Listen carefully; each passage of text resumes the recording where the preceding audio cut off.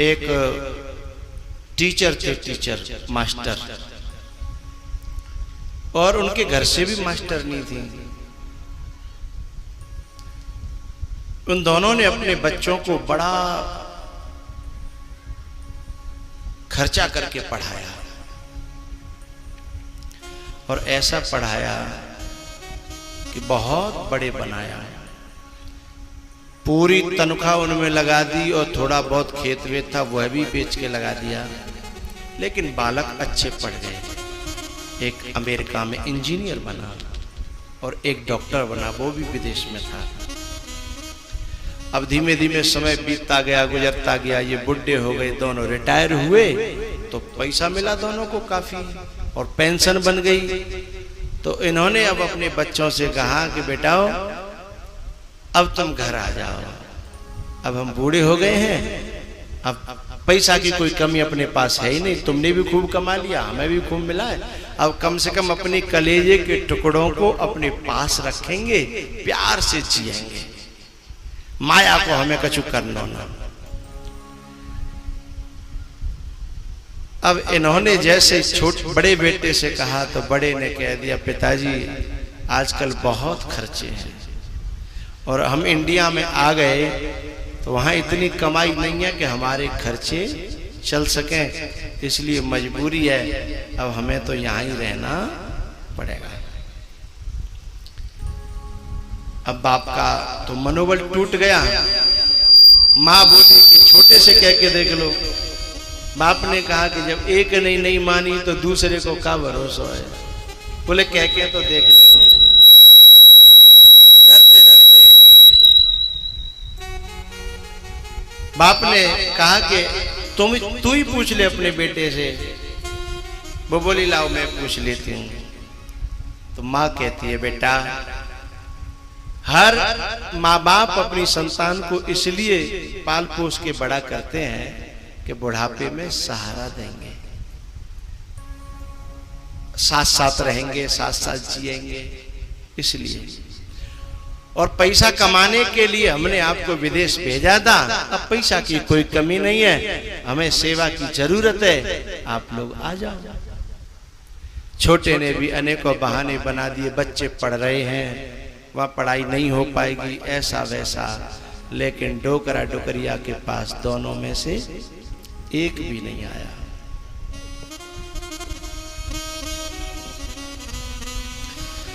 दोनों बुढ़ा बुढ़िया अकेले अपना पूरा दिन बिता देते हैं। रोज एक दूसरे को युक्ति बताते हैं कि ऐसे आ जाएं, ऐसे आ जाएं, लेकिन एक जुगुते न मन ठहरानी, कोई युक्ति काम नहीं कर रही है। मां को तो टेंशन हो गया कि जिन बच्चों को अपने कलेजे के टुकड़ों को हमने इसलिए पढ़ाया लिखाया था कि हमारे पास रहेंगे। एक दिन क्या हुआ, उनकी बूढ़ी मां को और फालिस मार गई। रात्रि में ठीक ठाक सोई थी, सुबह जब उठे तो फालिस मारी हुई, अंगों ने काम करना बंद कर दिया। इन्होंने अपने बच्चों को फोन किया कि बेटा तुम्हारी मां को फालिस मार गई है, हो सके तो देखने ही आ जाओ, बहुत याद कर रही है, बहुत रो रही है। दोनों कपूतों ने बहाना बना दिया और दोनों में से एक भी नहीं आया। दोनों ने कहा पिताजी अच्छी तरह से दिखाना, हम पैसे भेज देंगे, डॉक्टर का इंतजाम कर देंगे, अब हमारी मजबूरी है, एक बार हम आते हैं तो लाखों रुपए खर्च होंगे, ऊपर से यहाँ बिजनेस छूटेगा, काम धंधा छूटेगा, बहुत नुकसान होगा, उतने हम आपको भेज देंगे, डॉक्टर से दिखा देना, और हम आके कर भी क्या सकते हैं। बात लगती तो ठीक सी है, पर है बती बड़ी कड़वी। जब कोई औलाद ये कहती है ना माँ बाप से कि काम तो डॉक्टर करेगा, हम कर भी क्या सकते हैं, तब बात लगती तो ठीक सी है, पर माँ बाप के कलेजे पे बहुत खटकती है। क्योंकि माँ एक ऐसा देवता है जो कितनों बीमार पड़ी हो चारपाई पे, लेकिन यदि बा को बालक आ जाए ना छुट्टी परदेश से, तो बीमारी ठीक हो जाती है और खाट से खड़ी हो जाती है, चेहरे पर रौनक होती है उसके। कोई लड़का नहीं आया, पता है कई महीने बीत गए। अब पहले पत्नी सेवा करती थी और अब पत्नी की पति सेवा करता है। बड़ी शर्म के मारे मरी जाती है कि मैं सेवा करने के लिए इनके जीवन में आई थी और आज मुझे सेवा करानी पड़ रही है। बहुत रोती है, बहुत परेशान होती है। एक दिन क्या हुआ, अब इनका मास्टर जी का नियम बन गया, सुबह 5 बजे जगना और पूरे दिन अपनी पत्नी की सेवा करना, शाम को सुला करके सो जाना, फिर सुबह जगना। आप लोगों के भी पुत्र बहुत बाहर होंगे और ऐसा होता होगा जरूर। एक दिन क्या हुआ पता है, इस मास्टर जी को, इस पिता को बड़ा हर्ट हुआ भीतर कि औलाद इसलिए पैदा नहीं की थी और इसलिए नहीं पढ़ाई थी कि एक दिन हमसे इतनी दूर चली जाए। एक दिन शाम को मास्टर जी सोए और सुबह जब 5 बजे तो पत्नी की तो आंख खुल गई, लेकिन उस पति की आंख नहीं खुली। 6 बज गए तो भी आंख नहीं खुली, 7 बज गए तो भी आंख नहीं खुली। तो इस नारी को लगा कुछ खतरा है, भय पैदा होने लगा। लेकिन जब 6:30 7 बजने लगे तो ये नारी घबराने लगी। अब बोला तो जाता नहीं है, चला भी नहीं जाता, उठा भी नहीं जाता। जब धीमे धीमे 8-9 तक बज गए तो इससे लगा कि ये आदमी मेरा अब इस दुनिया में नहीं रहा, हिल ही नहीं रहा। 8 बज गए तब इसने जैसे तैसे करके अपने आप को करवट ली और बेड से नीचे गिराया। नीचे गिरी और जैसे तैसे उलट पुलट होती हुई, खचेरती हुई पति के बेड तक गई और दांतों से उसका जो चदरा था वो खींचा तो देखा कि आदमी के प्राण पखेरु उड़ चुके हैं।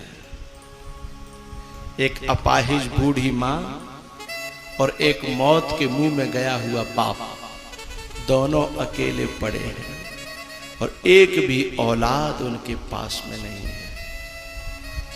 ऐसी कमाई का क्या करोगे? ऐसे बड़प्पन का क्या होगा? ऐसे पद और प्रतिष्ठाओं का क्या करोगे?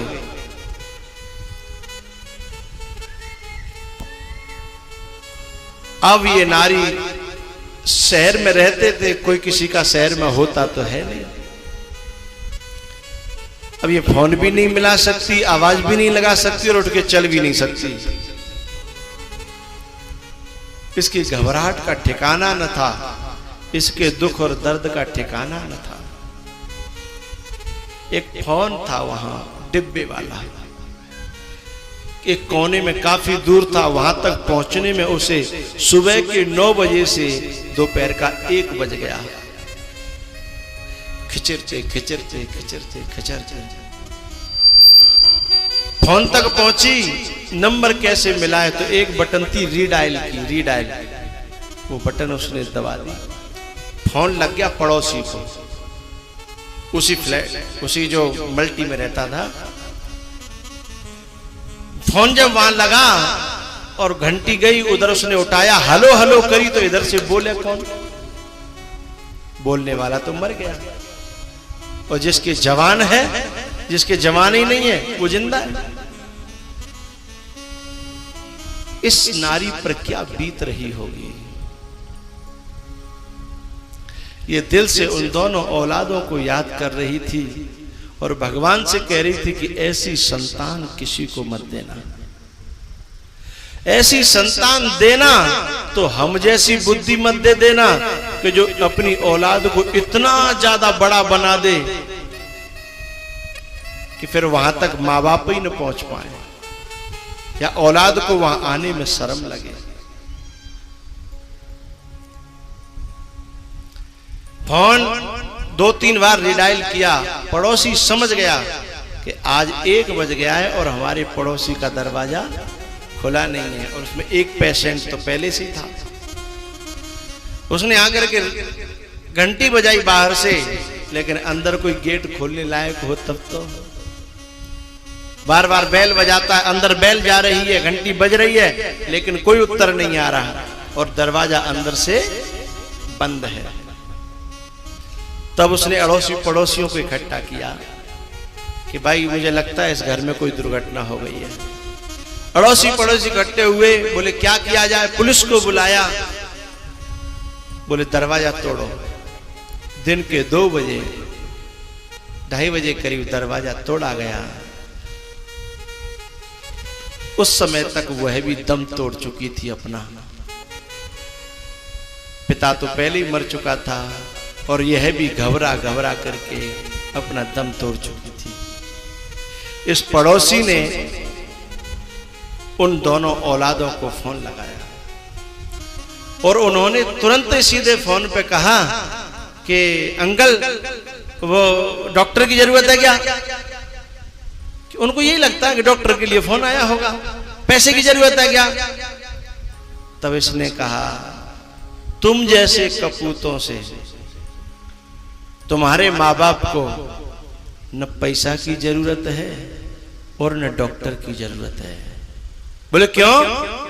बोले क्योंकि तुम जैसे कपूत जिन माँ बाप के पैदा हो जाते हैं उन्हें ऐसी ही बुरी गति से मरना पड़ता है जैसे आज तेरे माता पिता दोनों घर पे मरे पड़े हैं।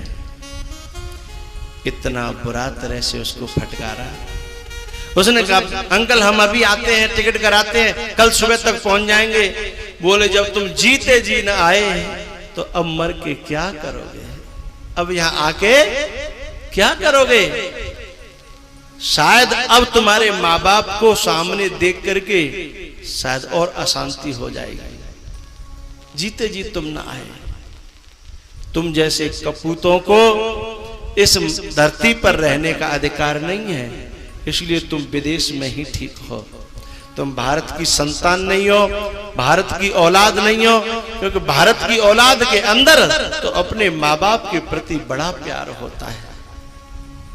एक औलाद ऐसी होती है, पता है माँ बाप कैसे होते हैं? एक लड़का था बड़ा बदमाश, उसके हाथ से एक मर्डर हो गया। चोरी चपाटी करता था, एक मौत हो गई और वो जेल चला गया। उसे 10 साल की सजा थी। जब 10 साल की सजा के दौरान वो जेल में था तो वो किसी न किसी के द्वारा उसे लगा कि मेरे माँ बाप ने मुझे त्याग दिया क्योंकि मैंने गलती इतनी बड़ी। माँ बाप तो समझाते थे बेटा ऐसा मत कर, किसी दिन तू जाएगा लेकिन हमारा सहारा छिन जाएगा, तो जो कुछ होगा सो ठीक है, पर तेरे बड़े बूढ़े माँ बाप बेमौत मर जाएंगे। लेकिन वो माना नहीं, आखिर जेल चला गया। उस दिन से उसके माँ बाप न तो उससे मिलने आए, न कोई खबर न सुध। लेकिन इसकी जब जेल हो गई ना तो इसको एहसास हुआ कि मुझसे बहुत बड़ी गलती हुई है, मैंने अपनी माँ बाप की आज्ञा का उल्लंघन किया। ये जेल से चिट्ठी डालता है अपने माँ बाप को कि पिताजी गलती तो मुझसे हो गई, मैं उसकी सजा भी भोग रहा हूँ, लेकिन एक बात मैं पूछना चाहता हूँ कि जब मेरी सजा पूरी हो जाए और मैं अच्छा बनने का कसम खा करके जब जेल से निकलूं तो क्या मेरे लिए तुम्हारे घर में जगह है? ऐसा इसने चिट्ठियां डाली, लेकिन उधर से कोई जवाब नहीं आया। एक नहीं डाली, 10-20 चिट्ठी डाली, लेकिन उधर से कोई जवाब नहीं आया। आखिर समय चलता रहा। जब 10 साल पूरे हुए और इसने आखिरी चिट्ठी डाली, पिताजी मुझे नहीं पता कि आप मुझसे नाराज हो कि मुझसे खुश हो, मेरे लिए घर में जगह है या नहीं है, क्योंकि मेरी कोई भी चिट्ठी का कोई जवाब नहीं आया। लेकिन मैं जेल से निकलने वाला हूं फलानी तारीख को, और मैं ट्रेन में बैठूंगा, जो ट्रेन मेरे गांव होकर के आगे जाती है, तो मेरी एक प्रार्थना है, यदि नेकऊ जगह आपके घर में मेरे लिए बची होए तो आप कहीं एक हरी झंडी गाड़ देना, तो मैं आकर के आपके पांव पकड़ लूंगा और आपको मना लूंगा। नेकऊ जगह बची हो तो, और नेकऊ जगह नहीं होए तो मैं सीधा ट्रेन में आगे बढ़ जाऊंगा जहां मेरी किस्मत मुझे ले जाएगी। समय आया, वो ट्रेन में बैठा और रेलवे स्टेशन निकलते चले गए। जब 3 स्टेशन बचे और उसके गांव के वो दृश्य याद आने लगे कि मैं ऐसे खेलता था, मेरे संग के साथी ऐसे थे, मेरी माँ मुझे ऐसा प्यार करती थी, मेरे पिताजी ने भी मुझे बहुत सारी बातें याद आने लगी और उसके आंखों से आंसू बहने लगे। अब वो बार बार रेलवे स्टेशन की बाहर झांक करके देखता है और आंसुओं से उसे दिखाई नहीं देता, तो फिर वो अंदर अपना देखने लगता है। जब 3 स्टेशन बचे तो उसने एक अपने पड़ोसी से कहा कि भाई साहब आप इधर बैठ जाओ खिड़की की तरफ, मैं इधर बैठ रहा हूं, मुझे दिखना बंद हो गया है। आपको यदि इससे 4थे स्टेशन पर हरी झंडी दिखाई दे जाए तो मुझे बता देना, मेरी जिंदगी का सवाल है। आदमी बैठ गया खिड़की की तरफ, एक स्टेशन निकला, दूसरा निकला, तीसरा जब निकला, चौथे पे उसने कहा भैया जरा गौर से देखना, मेरा गांव आ रहा है, कोई हरी झंडी दिख जाए तो मुझे बता देना। अब मुझे दिखाई नहीं दे रहा, आंसुओं की धारा चल रही थी। और जैसे गांव आया, उस खिड़की के सहारे बैठे हुए आदमी ने इसका कंधा हिलाते हुए कहा, ए भैया, ए भैया, वो देखना जरा, वो देख। और इसने जैसे ही देखा तो हरी झंडी नहीं थी, एक पेड़ था, उस पर माँ की हरी साड़ी पूरी पीड़ से, टहनियों से, डालों से, सबसे माँ की पूरी साड़ी लिपटी हुई थी। और ये आदमी पागल हो गया। और जैसे ये ट्रेन से उतरा और उस पेड़ की तरफ गया तो उस पेड़ के पास में उसके बूढ़े पिता खड़े हुए थे।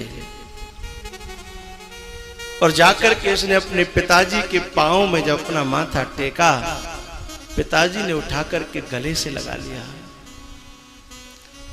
और कहा, बेटा पुत्र कैसा भी हो, पिता के यहां उसके लिए कभी जगह खत्म नहीं होती। भले ही पुत्र के घर में पिता के लिए जगह न हो, भले ही औलाद के घर में बूढ़े माँ बाप के लिए जगह न हो, लेकिन माँ बाप के घर में भले ही झोपड़ी हो, चाहे 4 बच्चे हो, सबके लिए हमेशा जगह खाली रहती है। 4 बच्चों को पाल करके बड़ा कर देती है जो माँ, बुढ़ापे में उसी माँ को 4 बालक एक को नहीं संभाल पाते। उसमें भी बंटवारा करते हैं कि 4 दिन जाके जा, 10 दिन वाके जा, 1 महीना वाके जा। एक बूढ़ी माँ, न पैसा की कमी है, न कोई साधन की कमी है, लेकिन माँ की दर ऐसे हो जाती जैसे कुत्ता की दर नहीं हो जाती। 2 टूका जाके जा, 2 टूका जाके जा, 2 टूका जाके जा। उसने कहा, बेटा तेरी माँ इंतजार कर रही है, वो खड़ी है, देख। और जैसे वो अपनी माँ के पास पहुंचा, माँ के चरणों में माथा टेका, माँ ने गले से लगा लिया और कहा, माँ मुझे क्षमा करना, मुझसे गलती हुई। लेकिन माँ क्या कहती है, तुझसे मेरी नजर में कोई गलती नहीं हुई, बस मैं सबसे बड़ी खुश हूं कि आज तू लौट करके घर वापस आ गया। और एक बहुत बड़ी बात बताऊं माँ बाप के दिल की, 10 साल बाद इतना बड़ा कांड करने के बाद में जब घर आया ना, तो माँ क्या कहती है, बेटा सुबह का भटका हुआ शाम को घर वापस आ जाए, तो उसे भटका हुआ नहीं कहते। 10 साल को माँ ने एक दिन बना दिया, 10 साल को और इतनी बड़ी गलती को क्या कह दिया, सुबह का भूला हुआ शाम को घर वापस आ जाए, उसे भूला हुआ नहीं कहते। इतनी बड़ी क्षमा की मूर्ति कोई हो सकती है? माँ बाप से बढ़कर जग में कोई दूजा नहीं खजाना, जिसने तुझे जन्म दिया रे दिल उसका नहीं दुखाना। माँ बाप से बढ़कर जग में कोई दूजा नहीं खजाना, जिसने तुझे जन्म दिया रे दिल उसका नहीं दुखाना।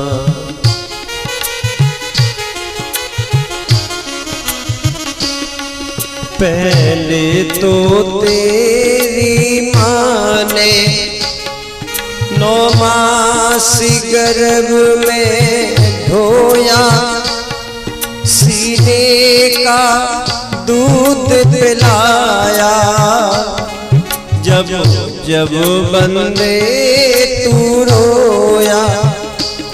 बड़ा कर्ज है तुझ पे माँ का, तेरा फर्ज है कर्ज चुकाना, जिसने तुझे जन्म दिया रे दिल उसका नहीं दुखाना।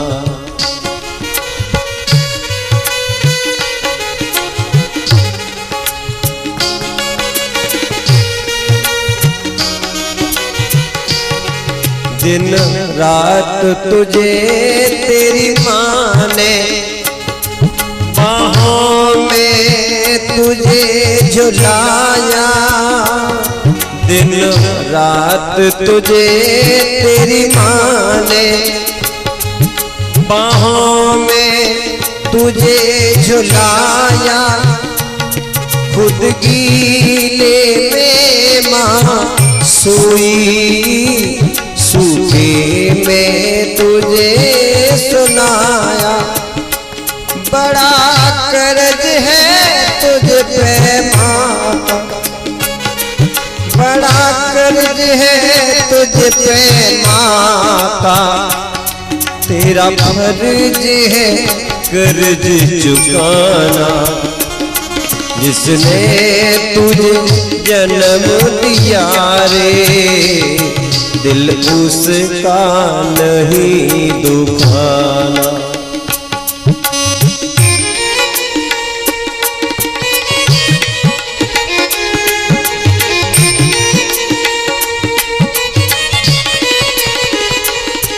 माँ बाप की शरण से बढ़ के कोई स्वर्ग नहीं है दूजा, सब छोड़ के तीरथ बंदे कर ले माँ बाप की पूजा।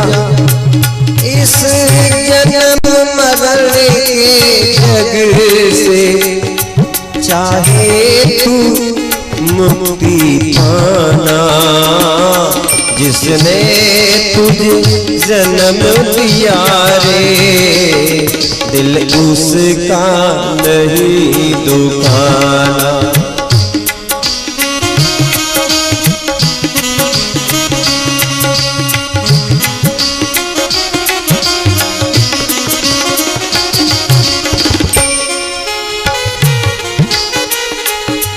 माँ से कुछ कम नहीं बंदे, होता है पिता का दर्जा, कोई भी चुका नहीं पाया। अपने माँ बाप का कर्जा, बड़ा कर्ज है तुझ पे माँ का, तेरा फर्ज है कर्ज चुकाना, जिसने तुझे जन्म दिया रे दिल उसका नहीं दुखाना। माँ बाप से बढ़कर जग में कोई दूजा नहीं खजाना, जिसने तुझे जन्म दिया रे दिल उसका नहीं दुखाना। पहले तो तेरी माँ ने 9 मास गर्भ में ढोया, सीने का दूध पिलाया, जब जब बंदे तू रोया। 4 बच्चों को अकेले माँ पाल देती है। माँ की दुआ कभी खाली नहीं जाती, माँ दुआ दे या बदुआ मगर भगवान से टाली नहीं जाती। 4 बच्चों का पेट पालती है एक माँ, मेरी माँ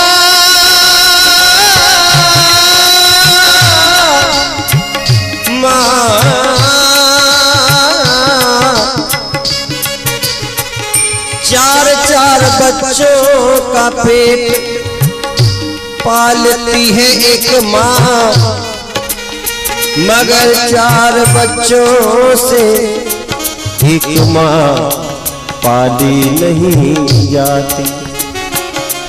बड़ा कर्ज है तुझ पे माँ का, तेरा फर्ज है कर्ज चुकाना, जिसने तुझे जन्म दिया रे दिल उसका नहीं दुखाना।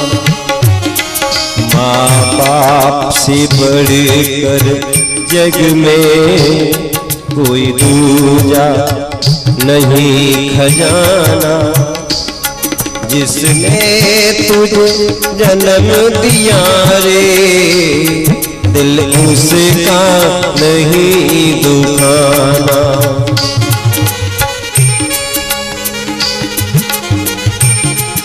इस जन्म मरने के जग से चाहे तू मुक्ति पाना, जिसने तुझे जन्म दिया रे दिल उसका नहीं दुखाना, जिसने तुझे जन्म दिया रे दिल उसका नहीं दुखाना। जिसने तुझे जन्म दिया रे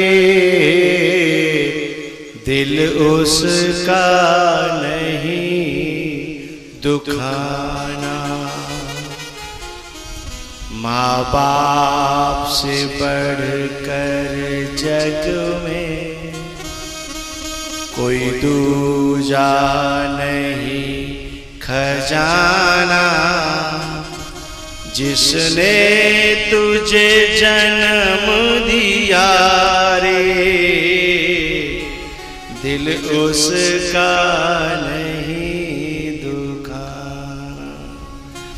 जिसने तुझे जन्म दिया रे दिल उसका नहीं